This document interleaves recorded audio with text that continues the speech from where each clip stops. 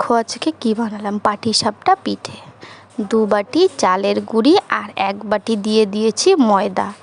ময়দা দেওয়ার পরে দিয়ে দিলাম পরিমাণ মতো চিনি। চিনি দিয়ে দেওয়ার পরে এর মধ্যে দিয়ে দেবো স্বাদ মতো একটু লবণ, বেশি না, একটু সামান্য পরিমাণের। তো তারপর এটাকে নাড়িয়ে চাড়িয়ে এর মধ্যে দিয়ে দেবো জল আর দুধ। তোমরা এভাবে বাড়িতে বানাবে, দেখবে পিঠে ফাটবে না, একদমই ফাটবে না।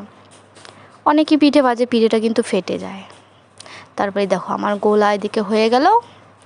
তো এদিকে গোলাটা রেখে দিয়ে আমি এদিকে কড়াইতে সুজি দিয়ে দিলাম। সুজি দিয়ে দেওয়ার পরে এর মধ্যে দিয়ে দেবো নারকেল কুড়িয়ে রেখেছিলাম, নারকেলের কুড়োটা দিয়ে দেবো। এটা ক্ষীর বানাবো। তো এটাকে ভালো করে আবার একটু নেড়ে চেড়ে দিয়ে যখন একটু একটু হালকা ভাজা ভাজা হয়ে যাবে তার মধ্যে দিয়ে দিব দুধ। দুধ দিয়ে দেওয়ার পরে একটু নাড়িয়ে চাড়িয়ে রেখে দিয়ে তারপরে দিয়ে দেব পরিমাণ মতো চিনি, যাতে ক্ষীরটা মিষ্টি হয়, সেই পরিমাণ মতো চিনি দিয়ে দেব। তারপরে গ্যাসে তাওয়া বসিয়ে দিয়ে দিলাম তেল। তেল দিয়ে ওই গোলাটা দিয়ে দিলাম।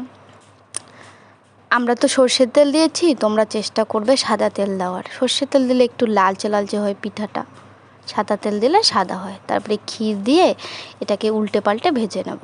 দেখো তোমাদের সঙ্গে কথা বলতে বলতে আমার পিঠেটাও কত সুন্দর হয়ে গেল।